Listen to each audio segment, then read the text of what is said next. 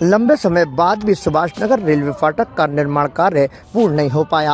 हालांकि यहां पर फाटक बंद रहने की वजह से जो समस्या होती थी उससे निजात दिलाने के लिए अंडरपास का निर्माण भी कर दिया गया, लेकिन अंडरपास में पानी भरा होने की वजह से कीचड़ कादा जमा रहता है, जिसकी वजह से वाहन चालकों को परेशानी उठानी पड़ती है। खास बात यह है कि बड़ी गाड़ियां यहां से नहीं निकल पाती और जो बड़ी गाड़ियां फाटक के खुलने के बाद निकलती हैं तो वहां रेल की पटरी के पास बनी सड़क भी टूटने लगी है, जिसकी वजह से गाड़ियों के फिसलने का खतरा रहता है और हमेशा दुर्घटना का अंदेशा बना रहता है। इसके साथ ही दूसरी ओर जब रेलवे फाटक बंद होता है तो लोग पटरियों को पार कर अपनी जान जोखिम में डालने से बाज नहीं आते, क्योंकि रेलवे ओवरब्रिज के नाम बनने की वजह से जो अंडरपास है उसमें पैदल यात्रियों के निकलने की कोई व्यवस्था नहीं है। कीचड़ कादा जमा होने की वजह से वो लोग यहां से नहीं निकल पाते और अपनी मंजिल पर पहुंचने के लिए बंद रेलवे फाटक के बाद पटरियां पार कर वो अपनी मंजिल तक पहुंचने की जुगाड़ में रहते हैं। अब जल्द से जल्द यदि यहां पर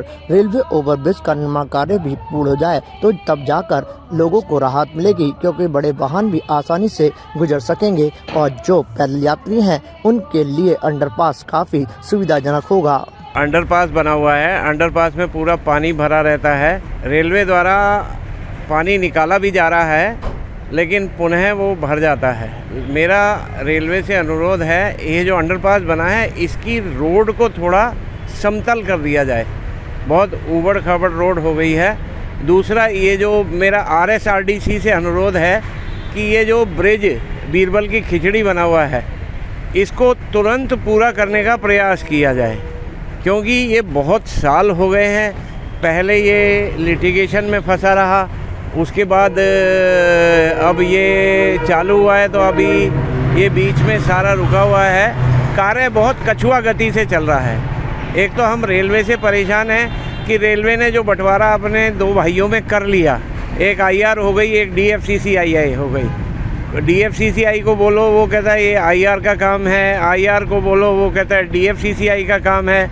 मैंने यहाँ कंप्लेंट भी लिखी है गेट पे कि कम से कम इस रोड को, जो रेलवे गेट पे रोड है, इसको तो सुधारा जाए कम से कम, ताकि आराम से हम लोग निकल सकें। इतने खड्डे खोपचे हैं, आए दिन आदमी यहाँ गिरते रहते हैं खड्डे खोपचे में, क्योंकि यहाँ चढ़ाई पड़ती है और चढ़ाई के बाद जो ढलान है यहाँ पर सारे खड्डे हो रखे हैं।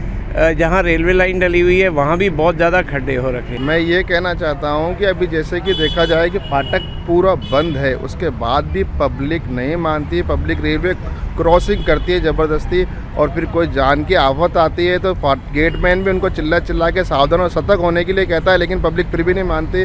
कि अभी भी कम से कम नीम में अभी 2 तारीख को एक बंदे की दर्दनाक मौत हुई थी, वो भी गेटमैन इतना चिल्लाया, उसके बावजूद भी वो बंदा नहीं सुना। उसके बाद भी उसके रेल की चपेट से आने से उसकी दर्दनाक मौत हो गई थी। अभी उसके दूसरे दिन ही एक व्यक्ति पेशाब करा था, उसको भी मना किया, उसके बावजूद भी वो नहीं माना।